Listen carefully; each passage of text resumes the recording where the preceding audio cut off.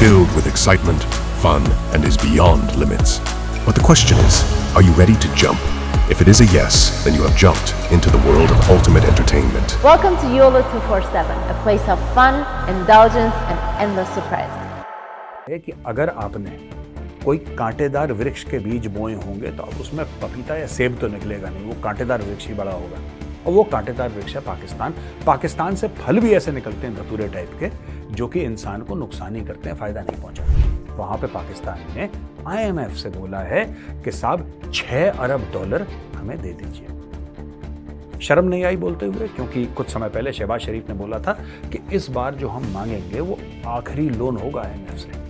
दोस्तों, ये 25वीं बार है कि पाकिस्तान IMF के प्रोग्राम में जा रहा है। 25 बार इस पहले मांग चुका है पैसे, और 24 बार जो पहले पैसे मांगे वो पैसे वापस नहीं करे उसने। एक बार पाकिस्तान नामी अंधे कुएं में आपने नोट डाल दिए, फिर आपकी स्टोरी खत्म, बॉस, वो पैसे वापस नहीं आए। जय हिंद दोस्तों, मैं हूं मेजर गौरवारी और आप देख रहे हैं आज के ताजा तरीन समाचार। पाकिस्तान में फिर से आतंकियों के अटैक ने तेजी पकड़ लिया। हाल ही में पाकिस्तान की सरकार ने यह बोला था कि अफगानिस्तान के अंदर हम घुस के मारेंगे। उन्होंने बोला था कि तहरीक तालिबान पाकिस्तान वाले आतंकवादी जो पाकिस्तान के अंदर दहशतगर्दी कर रहे हैं उनको पनाह देती है अफगानिस्तान की सरकार। उन्होंने कई बार अफगानिस्तान की तालिबान सरकार से अपील करी थी कि भाई आप TTP की मदद करना बंद करें। अफगान तालिबान ने यह बोला कि यह आपका और TTP का मसला है, TTP हमारे पास अफगानिस्तान की सरजमीन पे नहीं है, न यहां से ऑपरेट कर रही है। हमने आपको पहले भी बताया था इसी प्रोग्राम में कि $450 मिलियन अमेरिकन ने पाकिस्तान को दिए। क्यों दिए 450 मिलियन? इसलिए दिए दोस्तों कि किसी तरीके से पाकिस्तान अपना जो F-16 लड़ाकू विमान उसके पास है उसको मेंटेन कर सके, उसके स्पेयर पार्ट डाल सके, उसमें नए हथियार डाल सके, उसको ठीक ठाक चला सके कि कल अगर जब अमेरिकन बोलें कि इसको मारो तो पाकिस्तान की भाड़े की फौज, पाकिस्तान की भाड़े की सेना उन पर हमला करे। यह छोटी सी कहानी है $450 मिलियन की। अब प्रॉब्लम यह है कि जब आप अफगानिस्तान के अंदर अटैक करेंगे तो जवाबी कार्रवाई होगी, और जवाबी कार्रवाई हुई दोस्तों। एक गाड़ी जा रही थी, बाजौर एक जगह है, बाजौर अफगानिस्तान के बॉर्डर के पास है। एक रिमोट कंट्रोल बॉम्ब जिसमें से 5 से 7 किलोग्राम एक्सप्लोजिव लगाया गया था, उसको रिमोटली बटन दबा के रिमोट कंट्रोल से उसको एक्सप्लोड करा गया, और फॉर्मर सेनेटर हिदायतुल्लाह खान सीधा अल्लाह को प्यारे हो गए। ये क्यों हुआ, कैसे हुआ, कौन इसमें इन्वॉल्व था, और आखिरकार पाकिस्तान में तो ऐसे अटैक होते रहते हैं दोस्तों। हम ये न्यूज क्यों कवर कर रहे हैं, न्यूज क्यों इंपॉर्टेंट है? पाकिस्तान का एक सेनेटर चला गया इस दुनिया से अटैक में, इसलिए कवर कर रहे हैं? No, not at all. इसका कारण कुछ और है। सबसे पहले मैं आपको न्यूज बताऊं, फिर इसको एनालाइज करेंगे। ये देखिए,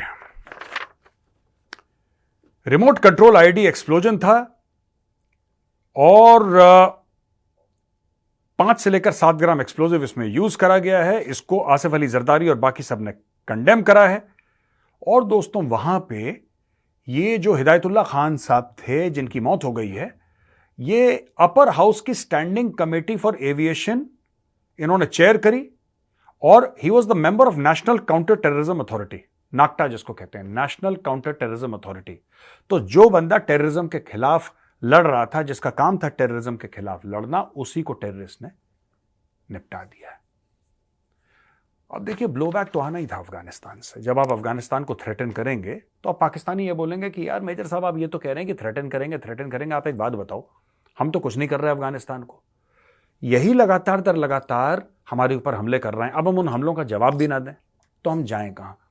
सबसे पहले मुझे ऐसा लगता है कि पाकिस्तान को समझना पड़ेगा कि ये हमले हो क्यों रहे हैं, ये हमले शुरू कब हुए। ये सब पाकिस्तान के दोस्तों बोए हुए बीज हैं।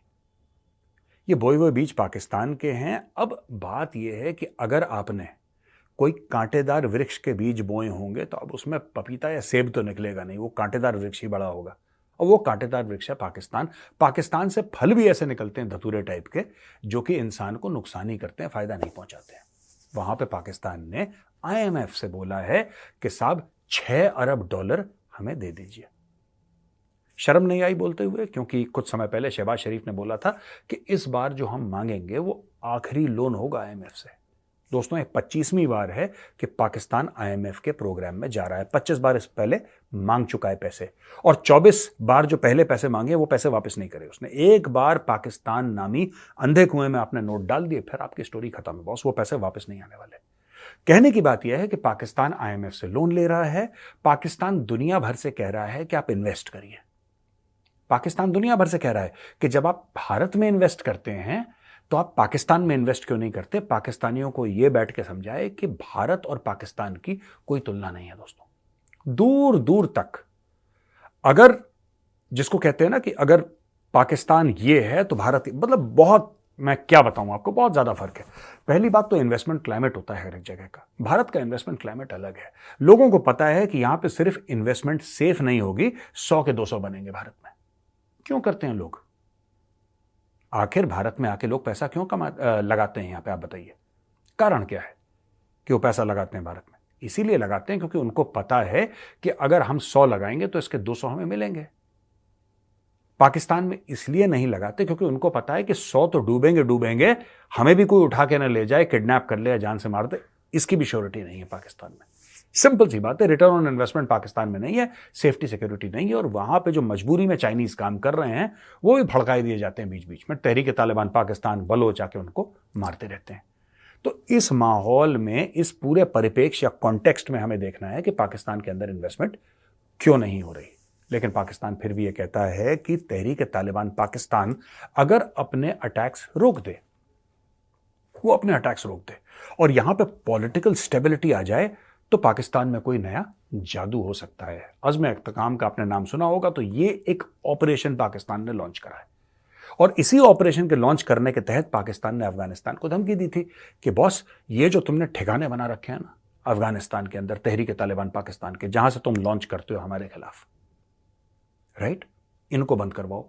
उन्होंने मना कर दिया। इन्होंने उसके ऊपर एयर स्ट्राइक्स करना शुरू कर दी, उन्हीं F-16 जहाजों से जिसके लिए 450 मिलियन अमेरिकन ने इनको दिए थे। अब एक दूसरा पहलू भी है इसका दोस्तों, और दूसरा पहलू यह है कि अफगान तालिबान यह जानता है कि ये पैसे क्यों मिले हैं। इनको पता है, और इनको यह भी पता है कि पाकिस्तान की यह औकात नहीं है कि यह जहाज भारत के खिलाफ इस्तेमाल करें।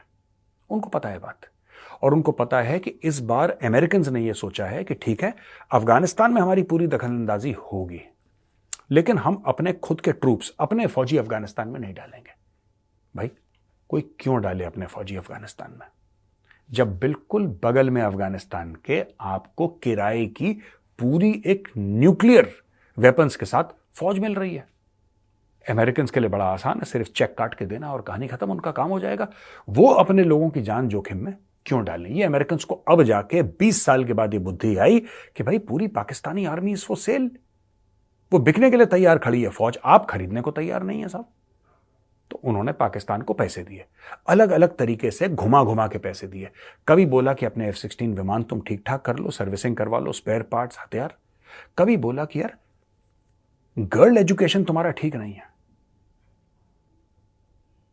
तुम्हें पैसे चाहिए कि गर्ल्स का एजुकेशन हो। फिर उसने बोला कि यार जेंडर इक्वालिटी का कोई मामला चल रहा है तुम्हारे यहां। फिर बोला अच्छा, पोलियो अभी तक पाकिस्तान में है, लो 200 मिलियन। ऐसे कर करके अरबों डॉलर पाकिस्तान को फंडिंग होती है अमेरिका से दोस्तों। जब अमेरिका खुद नहीं कर सकता तो कहता है कि ठीक है, IMF से दिलवा देंगे, तुम्हें पैसा चाहिए ना, तुम्हें तो डॉलर चाहिए, वो डॉलर हमसे आए, IMF से आए, वर्ल्ड बैंक से आए, तुम्हें क्या लेना देना है, तुम डॉलर पकड़ो। पाकिस्तानी डॉलर पकड़ते हैं, पाकिस्तानी अपनी फौज को, जो कि एक भाड़े की, एक किराए की फौज है, उसको लगा देते हैं काम पे, और यही काम हो रहा है।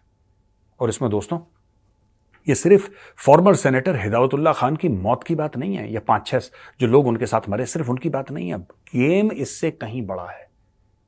ये अज़्म इस्तेकाम का जो ऑपरेशन शुरू हुआ है, ये अमेरिका के कहने पे शुरू हुआ है। अमेरिका ये चाहता है कि पाकिस्तानी एयरफोर्स टेक ऑफ करे और अफगानिस्तान के अंदर अलकायदा और इस्लामिक स्टेट खुरासान चैप्टर के ठिकानों को मार गिराए। ये अमेरिका चाहता है। पाकिस्तान कहता है बिल्कुल ठीक है, हम कर देंगे, लेकिन थोड़ा और पैसा दो, हम चाहते हैं कि तहरीक-ए-तालिबान पाकिस्तान को भी ठोकें। तो ये दोनों की प्रॉब्लम सॉर्ट आउट हो रही है, अमेरिका की भी और पाकिस्तान की भी। लेकिन दोस्तों आपको पता है, इसमें एक बहुत डेंजरस, एक बहुत खतरनाक पहलू है, और वो पहलू है दोस्तों ईरान का। पाकिस्तान के साथ अगर अफगानिस्तान का बॉर्डर मिलता है तो भाई बॉर्डर तो ईरान का भी मिलता है। और अगर ईरान के साथ अमेरिका के ज्यादा हालात खराब हुए तो पाकिस्तान अमेरिका को ड्रोन के अड्डे भी देगा और खुद के फाइटर प्लेन इस्तेमाल करेगा ईरान के खिलाफ। और अगर करता है तो कोई नई बात नहीं है। कुछ ही महीने पहले पाकिस्तान ने ईरान की भूमि पर एयर स्ट्राइक्स करे थे, वो भी अमेरिका के दिए हुए F-16 से। और ये बात ईरान को भी पता है और ये बात अफगान तालिबान को भी पता है। दोस्तों, ये बड़ा पेचीदा मामला है और कभी खबर निकली तो फिर मैं विस्तार से आपको समझाऊंगा। लेकिन आपको बात बता दूं कि फिर से खून खराबा शुरू हो गया पाकिस्तान और अफगानिस्तान के बीच में। कैसा लगा आज का वीडियो? पसंद आया तो इस वीडियो को लाइक जरूर करिएगा। कल फिर हाजिर होऊंगा एक नए वीडियो के साथ। तब तक के लिए जय हिंद।